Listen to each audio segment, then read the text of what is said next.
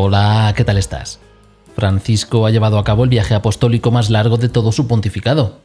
Indonesia, Papúa Nueva Guinea, Timor Oriental y Singapur han recibido atención mediática mundial gracias a la visita del sucesor de Pedro, lo que ha permitido poner el foco en algunos aspectos sociales que habitualmente no forman parte del interés mundial.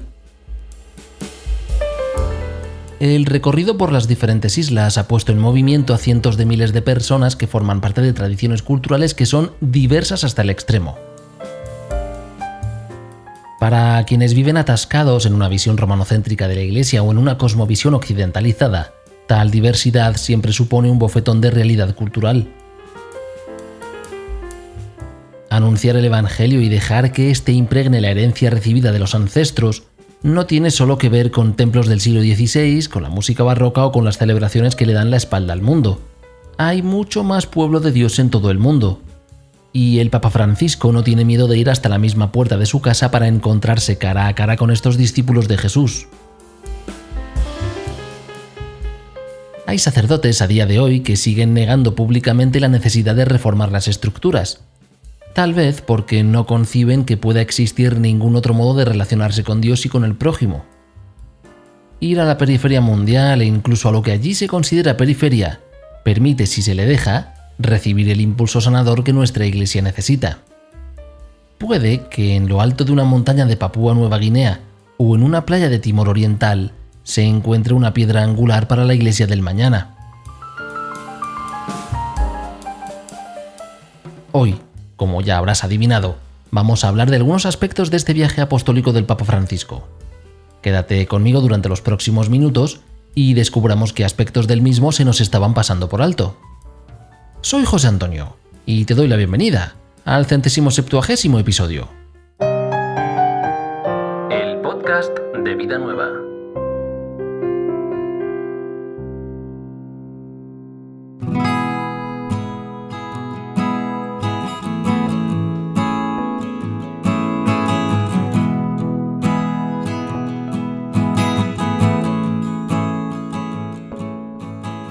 Hacia las 11:20 de la mañana del pasado 3 de septiembre, un avión aterrizaba en el aeropuerto de Yakarta para dar comienzo a la visita pontificia más larga de Francisco.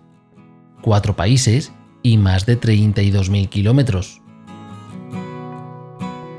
Los números son traicioneros si no los anclamos a referencias manejables, así que conviene recordar que esa distancia equivale a realizar más de 32 veces el recorrido entre Tarifa y Gijón en España, o a repetir más de 8 veces seguidas el camino que lleva desde la frontera norte a la del sur en Chile.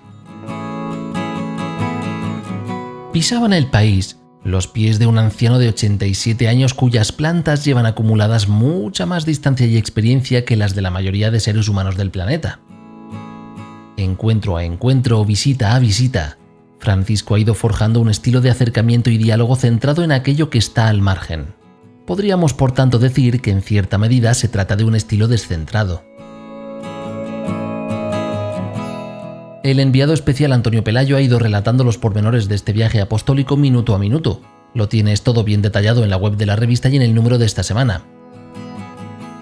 Por tanto, no vamos a repetir aquí las mismas cosas, sino que fijaremos la atención en algunos detalles concretos.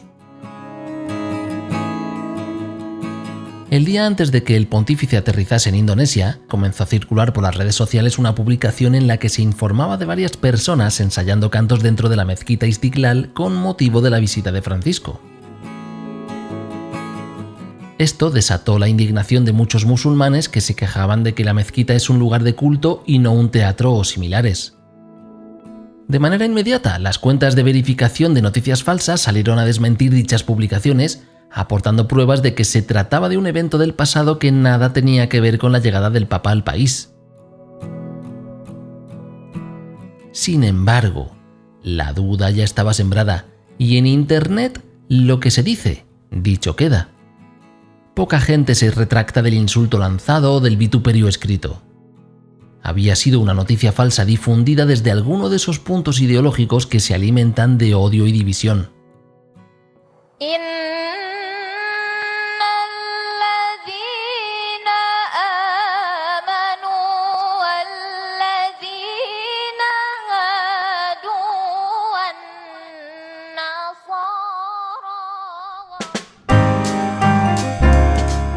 Al inicio del encuentro interreligioso organizado junto a la mezquita Istiklal, una muchacha ciega cantó varios pasajes del Corán en presencia de Francisco, del gran imán Nasaruddin Umar y del resto de asistentes.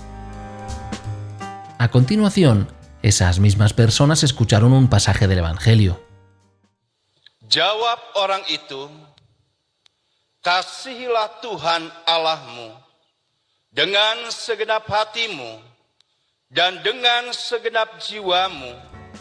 En este contexto, se produjo uno de los puntos fuertes de la visita apostólica a Indonesia. Nasaruddin Umar y el pontífice católico firmaron una declaración conjunta que recoge dos graves crisis del mundo actual: la deshumanización y el cambio climático. Y sucede que algunas personas no conocen el significado profundo de lo que significa dialogar, que va más allá de lanzar palabras en la cara de quien se tenga enfrente. De manera similar a lo que ocurriera con ese bulo en círculos islámicos indonesios acerca de un supuesto ensayo en el interior de la mezquita, en algunos círculos católicos se difunde de diferentes formas el rumor de que esta declaración conjunta no hace sino subyugar al catolicismo bajo el Islam o bajo una dictadura ecológica.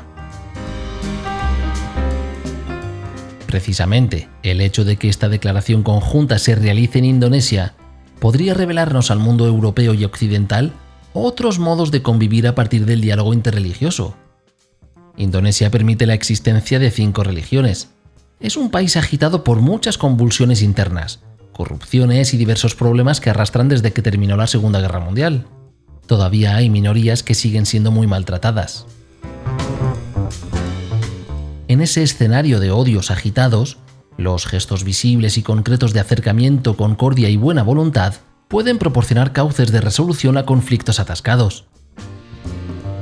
La realización del encuentro, donde el Papa escucha pasajes del Corán y el imán hace lo mismo con el Evangelio, la posterior firma del tratado y la bendición de un túnel subterráneo que une la zona de la mezquita con la de la catedral, todo ello habla de acercar posturas sin que ello implique en modo alguno la unificación, absorción o eliminación de ninguna de las dos partes.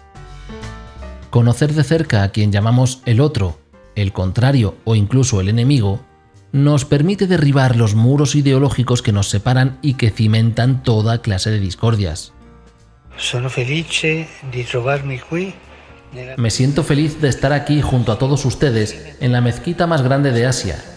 Saludo al gran imán y le agradezco las palabras que me ha dirigido, recordando que este lugar de culto y de oración es también una gran casa para la humanidad, en la que cada uno puede entrar para hacer una pausa consigo mismo, dar espacio a ese anhelo de infinito que lleva en el corazón, buscar el encuentro con lo divino y experimentar la alegría de la amistad con los demás. Que porta nel cuore per cercare l'incontro con il divino e vivere la gioia dell'amicizia con gli altri.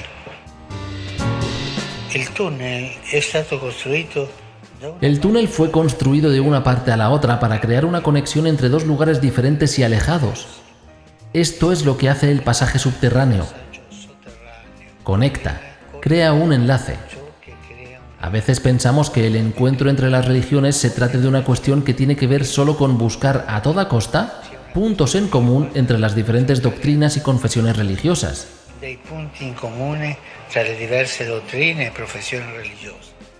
En realidad puede pasar que un planteamiento de este tipo termine por dividirnos porque las doctrinas y los dogmas de cada experiencia religiosa son diferentes. Lo que realmente nos acerca es crear una conexión entre nuestras diferencias, ocuparnos de cultivar lazos de amistad, de atención, de reciprocidad. Son relaciones en las que cada uno se abre al otro, en los que nos comprometemos a buscar juntos la verdad, aprendiendo de la tradición religiosa del otro, ayudándonos en las necesidades humanas y espirituales. Las palabras de Francisco fueron claras, concisas, acercarnos incluso con las diferencias de cada parte. En esa búsqueda conjunta de la verdad, hay quien lo considera una empresa inalcanzable debido a lo que Jesús dice en el Evangelio de San Juan: Yo soy el camino, la verdad y la vida. Por ello, mucha gente se niega de manera obtusa a colaborar en el hallazgo y discernimiento de una verdad en minúsculas, más común y universal. Tal vez, si nos fijásemos en que la frase tiene 3 partes, nos iría mejor en la cuestión del diálogo: el camino, la verdad y la vida. En el camino con minúsculas, que nos lleva hacia el camino con mayúsculas, nos topamos con otra gente que lo recorre, aunque sea para llegar a lugares distintos. Ya bastante nos equivocamos en la Iglesia del pasado afirmando que la senda de Jesús es una autopista privada, exclusiva y excluyente. Si en el camino hacia Jesús caben todos, entonces el viaje hacia el reino de los cielos se parece bastante al túnel subterráneo que Francisco bendijo en Indonesia. Las 3 partes, camino, verdad y vida, no se pueden imponer a golpe de pistola, de espada o de machete, ya estén hechos de metal o de palabras.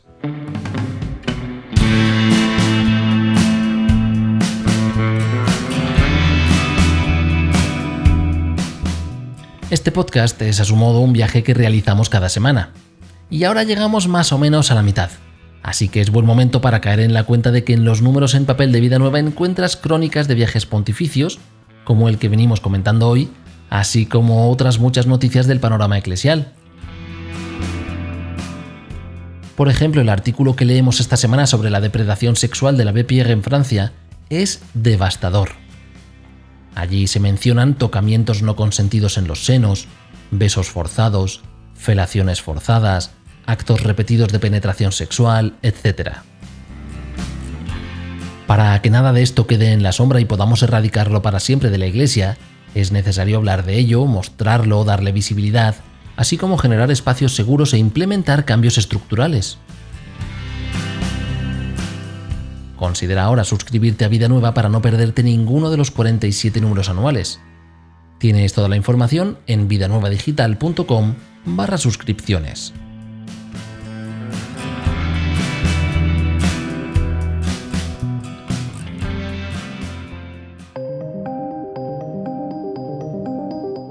Tras abandonar Indonesia, el Papa Francisco voló hasta Papúa Nueva Guinea. Se trata de un país muy heterogéneo, de esos que asustan a quienes tienen miedo de lo diferente. A día de hoy se siguen hablando más de 830 idiomas diferentes en un territorio habitado solo por unos 8 o 10 millones de personas. En el encuentro con las autoridades civiles y el cuerpo diplomático, el pontífice habló sobre las mujeres de manera general y remarcó que son ellas quienes llevan adelante un país, dado que tienen la fuerza de dar vida, de construir, de hacerlo crecer. Francisco insistió en no olvidar a las mujeres y dijo que ellas están en el primer lugar del desarrollo humano y espiritual. Este es el detalle en el que vamos a fijar nuestra atención del paso de Francisco por Papúa Nueva Guinea: la protección de las mujeres. De igual modo que comentábamos la semana pasada con la discapacidad, no vaya a distorsionarse esta protección y sea interpretada como convertir a las mujeres en meros objetos receptores de cuidado o protección al tiempo que se les niega su voz propia. No va por ahí el asunto. Un tercio de la población de Papúa Nueva Guinea vive en extrema pobreza y sobrevive con menos de $1.25 al día. Recuerda que desde 2015 el umbral para establecer el límite de la pobreza se sitúa en $1.90. El país tiene algunos conflictos en marcha, como la disputa por la independencia de la isla Bougainville, así como un elevado problema de alcoholismo entre la población. Esto último no lo comento de forma baladí, ya que tiene mucha relación con las palabras del Papa Francisco. El 45,9% de las mujeres de Papúa Nueva Guinea sufre violencia física.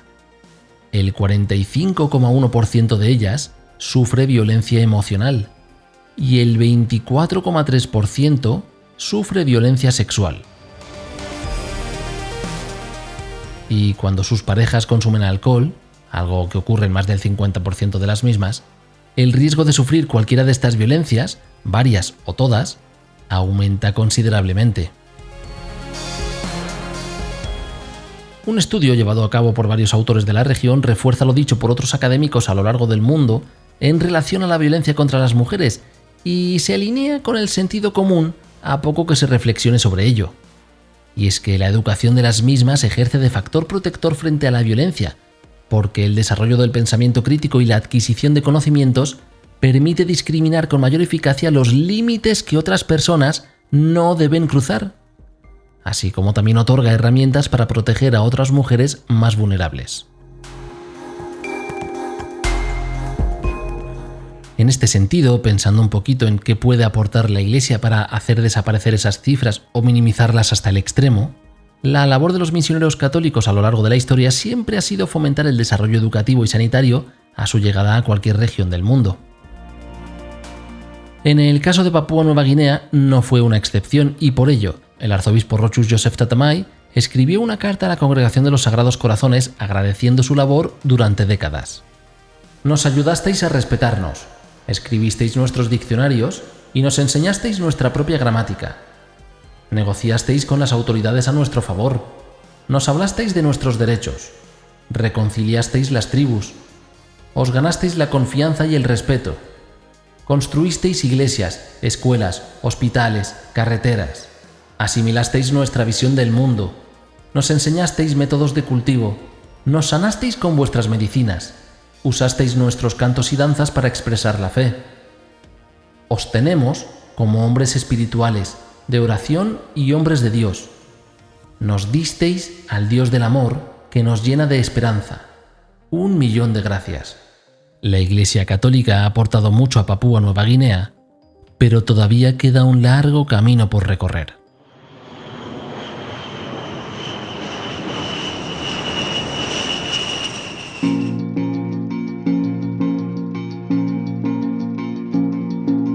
La tercera parada del viaje apostólico llevó a este anciano de 87 años hasta Timor Oriental, un país que sufrió durante muchos años la opresión de precisamente Indonesia, a quien pertenece la otra mitad de la isla. Aproximadamente el 96% de la población es católica, así que la recepción fue muy diferente de la de los dos países anteriores. Antes de destacar algunos detalles del paso de Francisco por Timor Oriental, me parece importante repasar parte de su historia reciente. Desde el siglo XVI hasta 1975, Timor Oriental estuvo dominada por Portugal. Cuando los colonizadores por fin se marcharon, hubo un tiempo de respiro para disfrutar la independencia. Concretamente unos días, ya que Indonesia enseguida invadió de nuevo la isla y la anexionó a su territorio. Timor Oriental trató de librarse de la nueva dominación durante muchas décadas y el gobierno indonesio reprimía las revueltas con mucha crudeza. Al final, en 2002 consiguió establecerse como Estado soberano. De nuevo, este contexto que aporto no es mero material de relleno. La Iglesia tuvo un papel crucial en las sucesivas negociaciones de paz y en el apoyo a la población de Timor Oriental. Tanto es así que en 1996 se concedió el Premio Nobel de la Paz al salesiano Carlos Filipe Ximénez por su implicación activa en la resolución del conflicto. Galardón que compartió con José Ramos Horta, el ministro de Relaciones Exteriores de ese gobierno que duró solo unos días. En cierto momento, Carlos Filipe Ximénez fue incluso considerado para dirigir el país, cosa que él rechazó. En el discurso de entrega del Nobel de la Paz, el salesiano dijo lo siguiente sobre su vocación: ha evolucionado hacia la grave responsabilidad de tratar de aplicar mi naturaleza falible a la difícil tarea de proporcionar liderazgo moral en una situación en la que prácticamente nadie está completamente feliz con mi desempeño.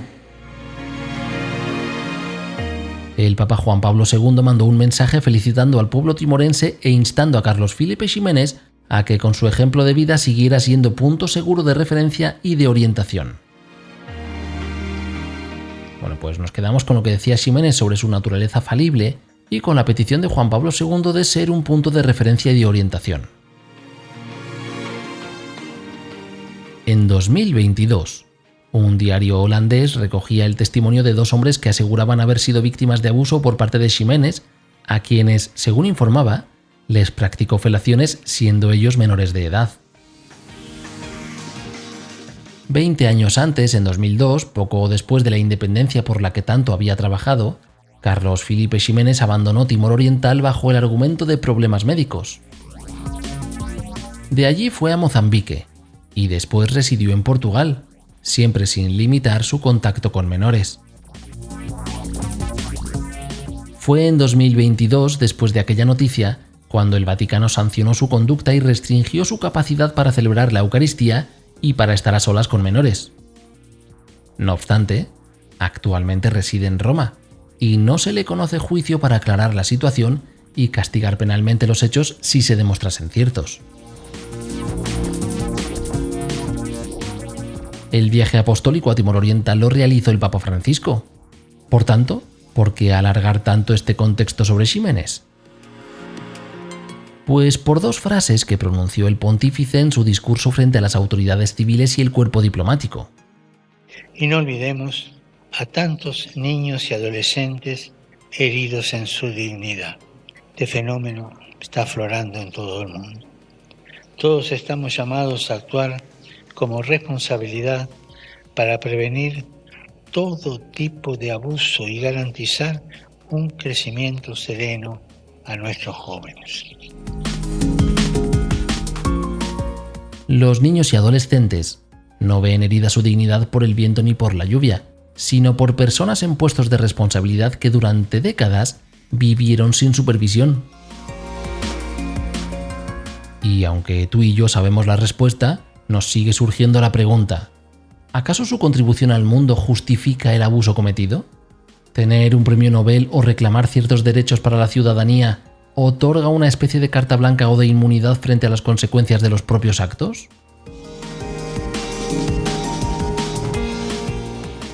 Dado que, tal como decía Francisco en su discurso, todos estamos llamados a actuar con responsabilidad para prevenir todo tipo de abuso y garantizar un crecimiento sereno a nuestros jóvenes, quizás habría contribuido a cerrar ciertas heridas si el sucesor de Pedro hubiera verbalizado en voz alta la espantosa contribución de la Iglesia a provocar ese mismo desgarro de la dignidad. No Francisco, no tú o yo. Pero dado que somos una asamblea mayor que la de nuestro propio barrio, lo bueno y lo malo también forma parte de la herencia que dejamos como conjunto al mundo. En Timor Oriental, la Iglesia contribuyó activamente a reducir el sufrimiento de cientos de miles de personas y facilitó la adquisición de la independencia después de décadas bajo un régimen de terror y opresión.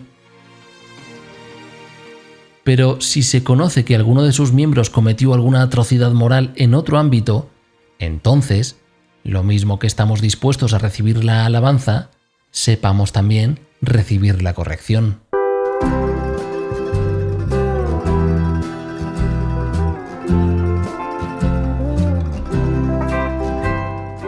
Como te decía antes, en el episodio nos hemos concentrado en apenas 3 detalles de este larguísimo viaje apostólico de Francisco. En la web de la revista tienes parte de la crónica que se complementa con lo que viene en el número de esta semana. Pero como además del viaje hay muchas otras noticias relacionadas con la Iglesia, no es mala idea que te des de alta en la lista de correo de Vida Nueva para recibir gratis en tu bandeja de entrada los principales titulares del momento. Y lo mismo vale para el WhatsApp si es que prefieres recibirlos en tu teléfono. Encuentras toda la información en vidanuevadigital.com.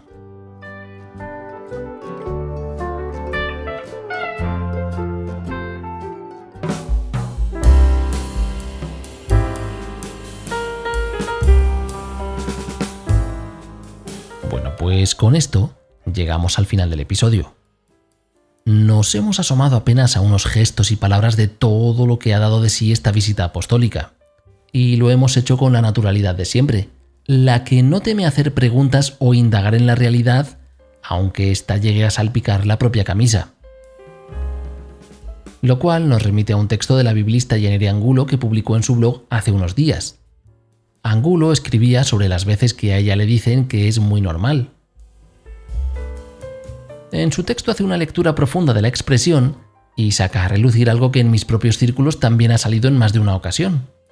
Escribía lo siguiente: tengo la sensación de que en el ámbito eclesial hemos normalizado a golpe de costumbre actitudes y formas de relacionarnos que no son normales, sino que están marcadas por gestos impostados que dejan el regusto de lo artificial y que nos alejan, con frecuencia e intencionadamente, del común de los mortales. Tienes que saber, querida oyente, querido oyente, que quien te habla se adhiere por completo a esas palabras de Yanire Angulo. En este podcast hablamos sobre lo eclesial, pero está permitido que lo escuches como te resulte más cómodo, en pijama con un tazón de leche entre las manos o incluso realizando las tareas del hogar. A algunas personas les sigue ocurriendo que al hablar sobre la Iglesia se les enciende algún tipo de interruptor interno y su manera de hablar, desde las cadencias hasta las muletillas, adquieren otra forma. Cuando terminan, regresan a su comunicación habitual.